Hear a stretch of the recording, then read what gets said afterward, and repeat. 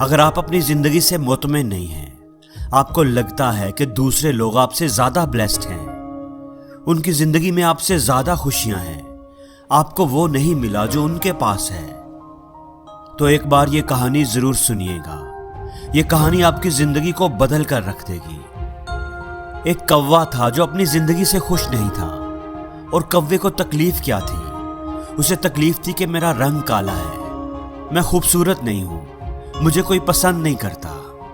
एक दिन वो एक दरख्त पर बैठा रो रहा था। दरख्त के नीचे एक बुजुर्ग बैठकर इबादत कर रहे थे। उनकी गाल पर आंसू का कतरा गिरा। उन्होंने सर उठाकर देखा तो वो कौवा था जो रो रहा था। बाबा जी ने पूछा कि क्या हुआ है, क्यों रो रहे हो, क्या दुख है तुम्हें? कौवे ने कहा कि रो नहीं तो और क्या करूं, मेरी भी कोई जिंदगी है, काला रंग है मेरा। जिसके घर पर भी बैठूं काएं काएं करूं तो लोग उड़ा देते हैं। कितनी बुरी आवाज है मेरी, कोई मुझसे प्यार नहीं करता, कोई हमें पालता नहीं, और ये सारा कुछ इसी रंग की वजह से है। इस तरह जीने से तो बेहतर है कि मैं मर जाऊं। बाबा जी ने उसे समझाने की कोशिश की, हमें हर हाल में खुश रहना चाहिए। लेकिन बुजुर्ग की नसीहत का कौवे पर कोई असर न हुआ। उसका रोना धोना बंद न हुआ। तो उस बुजुर्ग ने कहा कि अच्छा, रोना बंद करो और मुझे बताओ कि तुम क्या बनना चाहते हो। अगर जिंदगी में तुम्हें दोबारा मौका मिले तो क्या बनना पसंद करोगे? किसकी जिंदगी तुम्हें अच्छी लगती है? मुझे बताओ, मैं तुम्हें वैसा ही बना दूंगा। कौवा ये सुनकर खुश हो गया। अगर जिंदगी में दोबारा मौका मिले तो मैं हंस बनना पसंद करूंगा। क्या खूबसूरत सफेद रंग है उसका। बुजुर्ग ने कहा कि मैं तुझे आज ही हंस बना दूंगा, लेकिन एक शर्त है मेरी, तुम पहले जाकर एक बार हंस से मिल कर तो आओ और उससे पूछो कि क्या वो अपनी जिंदगी से खुश है।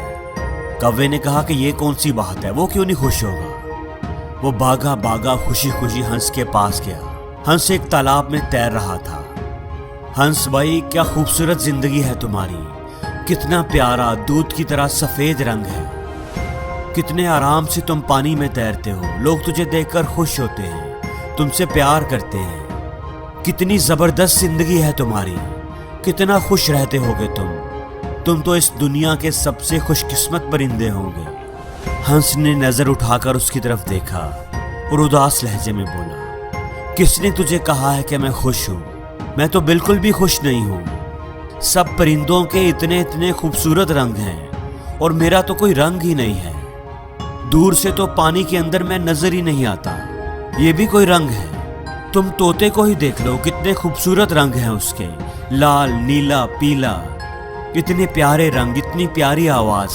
वो तो बातें भी करता है, लोग पालते हैं उसे, उसको प्यार करते हैं, मिट्ठू मिट्ठू बुलाते हैं, उसको अपने घर में रखते हैं। जिंदगी है तो तोते की, काश मैं भी एक तोता होता।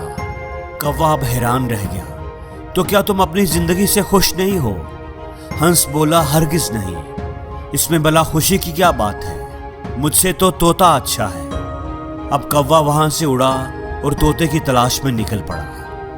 कितनी ही देर वो तोतों को ढूंढता रहा, लेकिन कोई भी तोता उसे नजर नहीं आ रहा था। तोते का रंग भी सबज था और दरख्त के पत्तों का रंग भी सबज, तो नजर कैसे आता।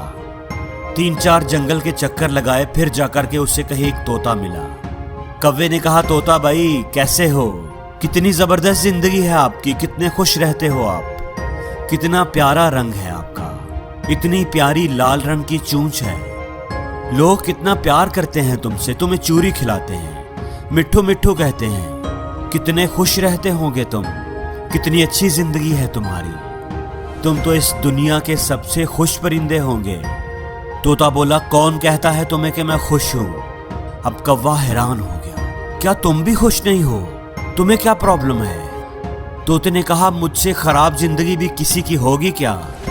तुम अपने आप को ही देख लो, आजाद फिरते हो, जहां दिल चाहे उड़कर चले जाते हो, और मुझे लोग पकड़ लेते हैं, मेरे पर काट देते हैं, मुझे छोटे से पिंजरे में कैद कर देते हैं, मैं तो छुपता फिरता हूं।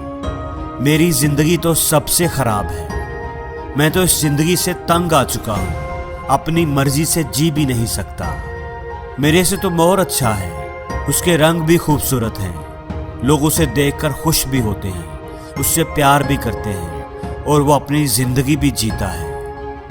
अब कौवा सोच में पड़ गया कि क्या करे।